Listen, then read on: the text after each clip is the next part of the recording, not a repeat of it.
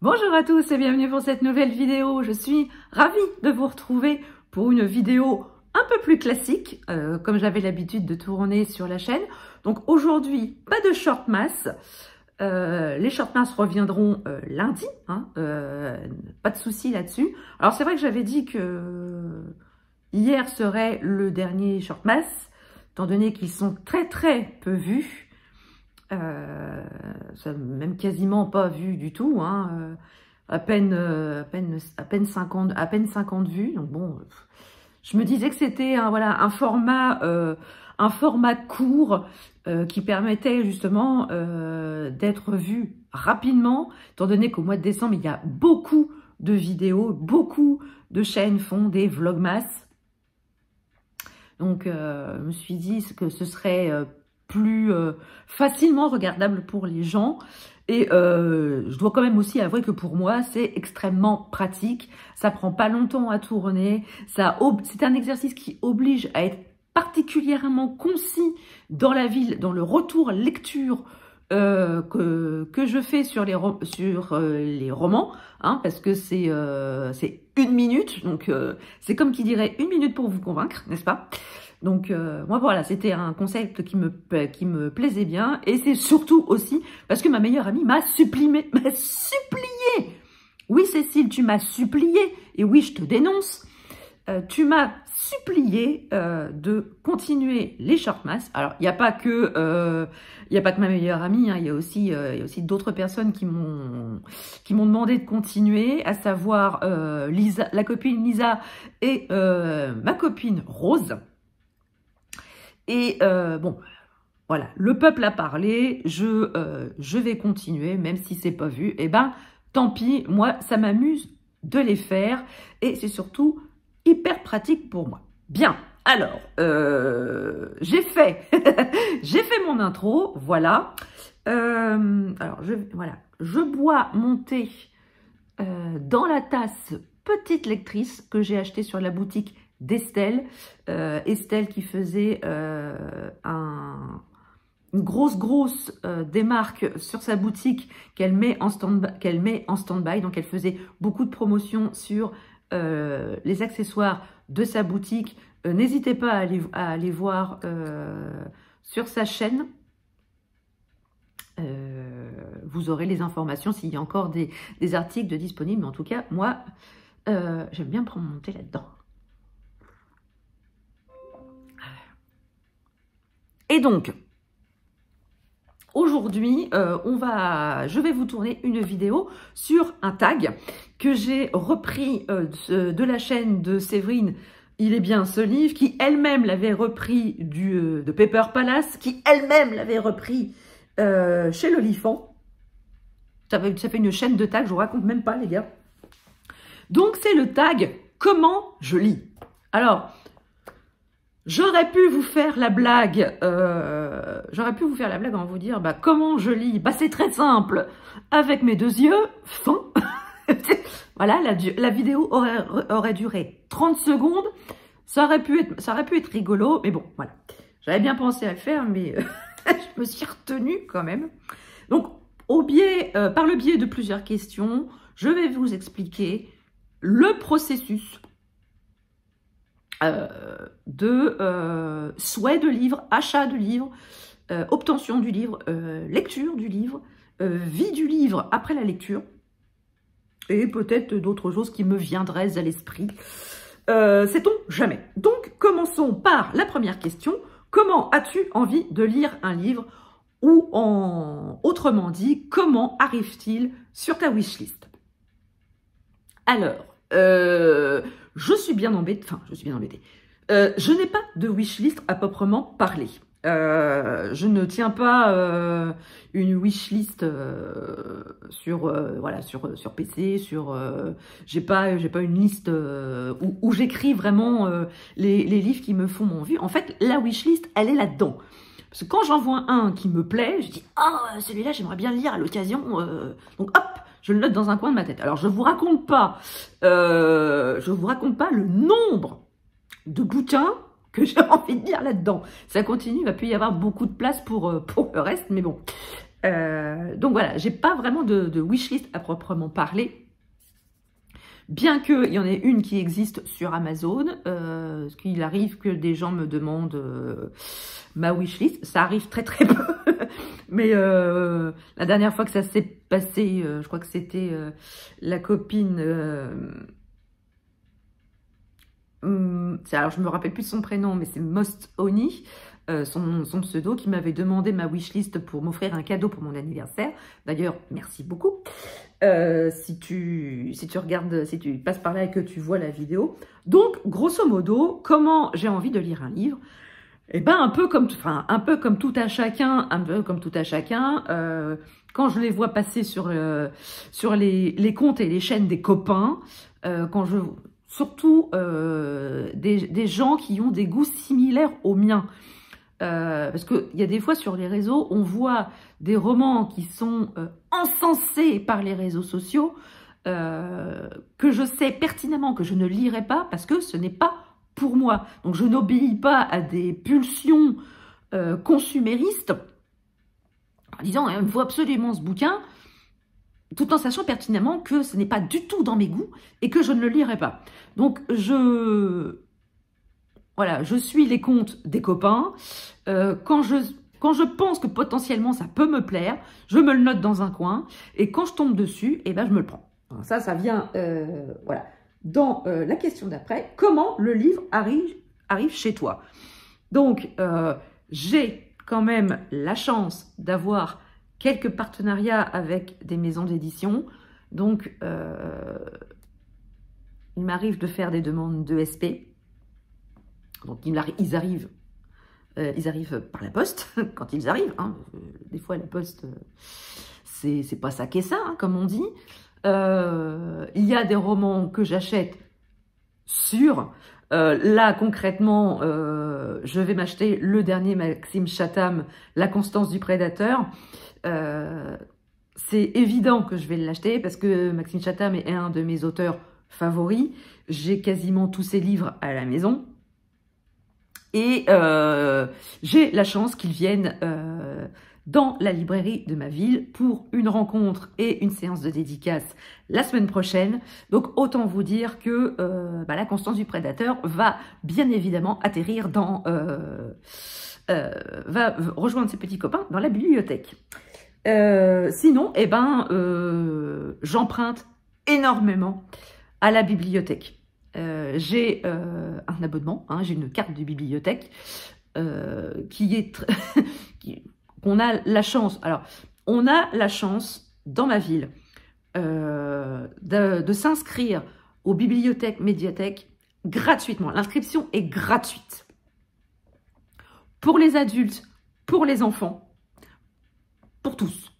Elle est gratuite. Alors pendant un temps, ils avaient fait payer l'inscription, c'était 5 ou 10 € l'année, quoi. C'était pas grand chose. Et autant vous dire qu'avec le nombre de bouquins BD et autres que j'empruntais, comme disait mon père, comment dire, ton inscription est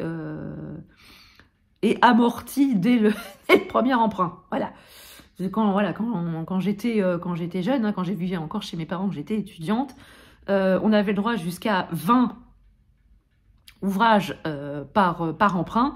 Donc autant vous dire que j'allais avec 2 sacs à dos et j'allais emprunter mes 20 bouquins que je lisais dans le mois. Donc autant vous dire que je suis une très très grosse consommatrice de la médiathèque.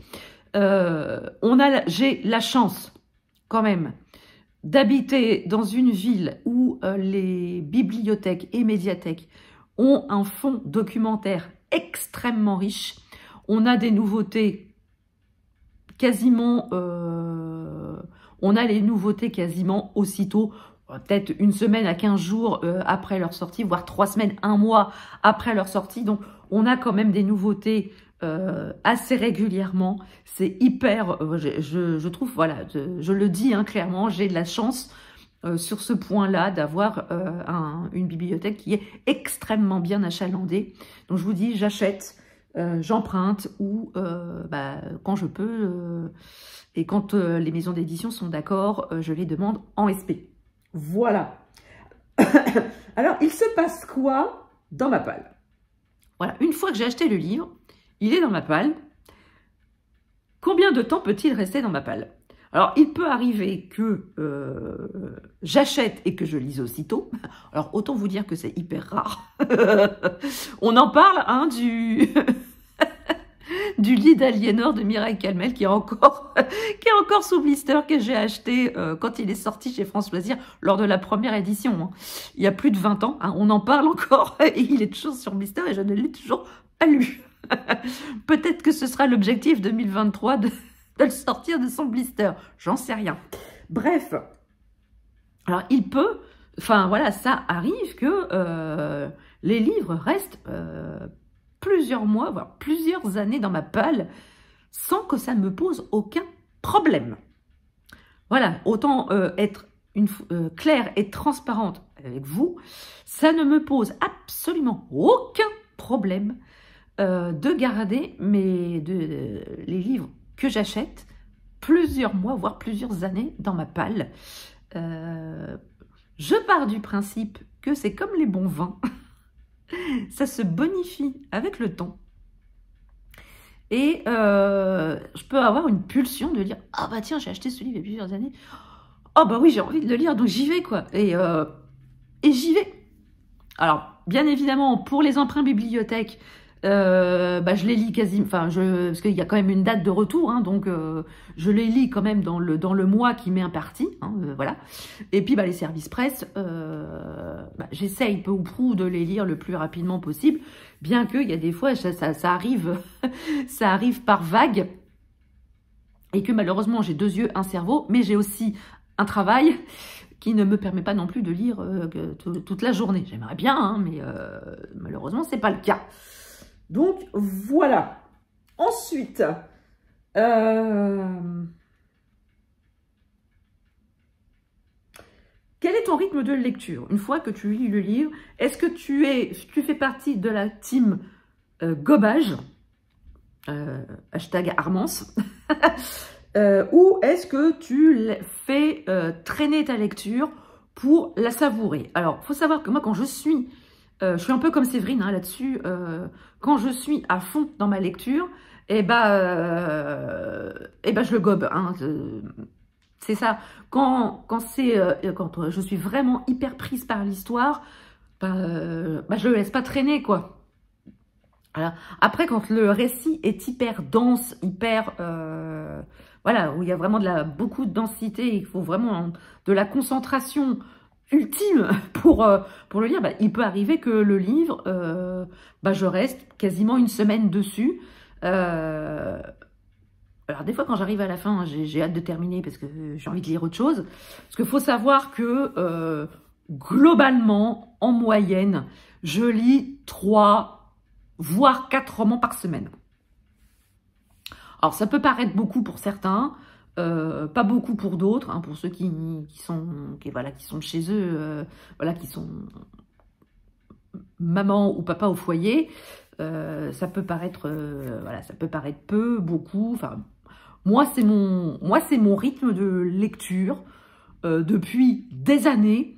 Je le dis et je le répète, je travaille 2 jours en télétravail et 3 jours en présentiel. Et quand je suis en présentiel, j'ai 40 minutes le matin, 40 minutes minimum le soir pour rentrer chez moi.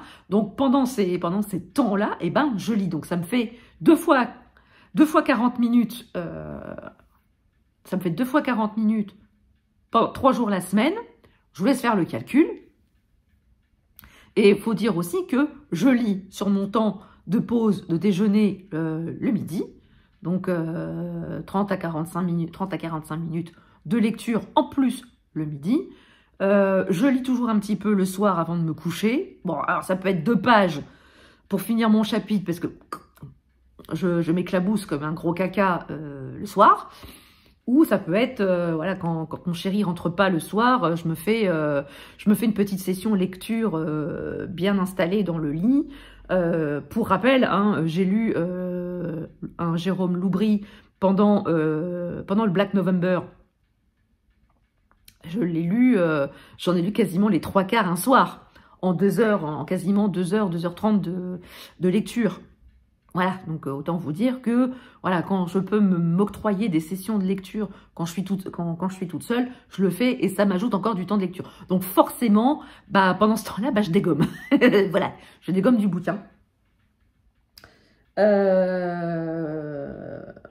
Alors comment, oui, ouais, comment je lis? Alors je lis en papier, je lis sur liseuse et depuis 1 an maintenant, je lis quand même assez régulièrement en audio. Je me fais au moins, ouais, je lis facilement un ou deux livres audio par mois, voire 2, voire 3, ça dépend. Ça dépend ce que je trouve sur NetGalley. Et puis avec mon abonnement Audible aussi.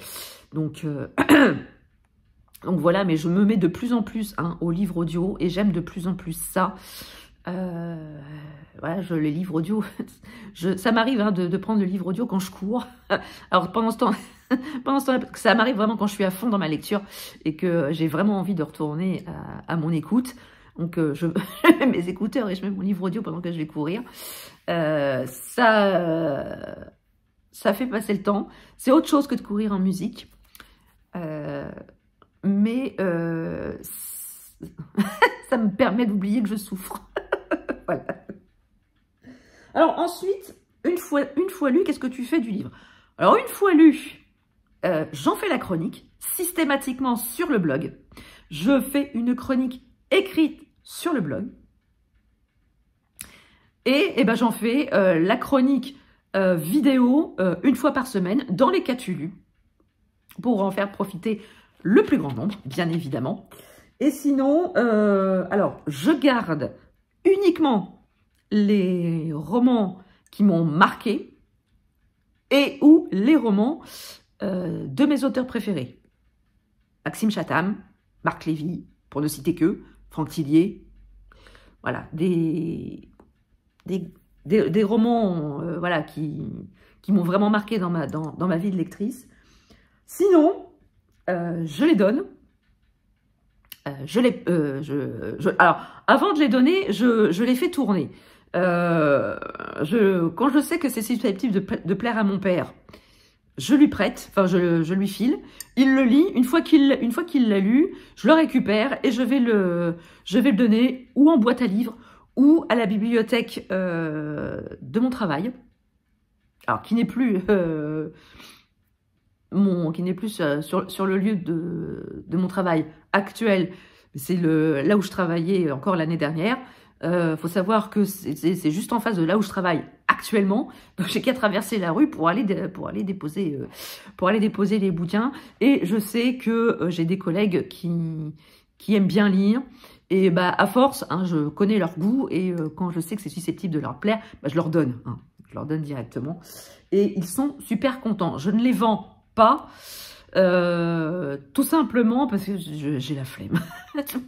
Voilà, c'est juste que j'ai la flemme de prendre la photo, de le mettre en ligne, tout en sachant qu'à chaque fois, le peu de fois où je l'ai fait, je crois que j'avais vendu c'était des bouquins de droit, des bouquins de cours. Je les avais mis sur le Bon Coin et sur Rakuten, je crois, et à chaque fois j'avais des gens qui, voilà, je les mettais à 5 €, et à chaque fois j'avais des gens qui essayaient de négocier plus bas. Merde quoi, 5 € c'est déjà bien quoi, pour merde, des bouquins de droit qui valaient 20 balles, je les mets à 5, au bout d'un moment, bah, si tu négocies, autant les donner quoi. Donc maintenant je perds pas mon temps et je les donne directement, et je les donne à des gens qui je sais que ça va plaire. Donc voilà. Donc voilà, quand le livre est fini, je fais l'article de blog, je fais mes avis vidéo une fois par semaine. Qu'est-ce que je veux, voilà, qu'est-ce que je veux changer pour 2023? Est-ce que je vais changer ma façon de faire en 2023? Non. Non, j'ai pas envie. J'ai pas envie, ça me convient tout à fait.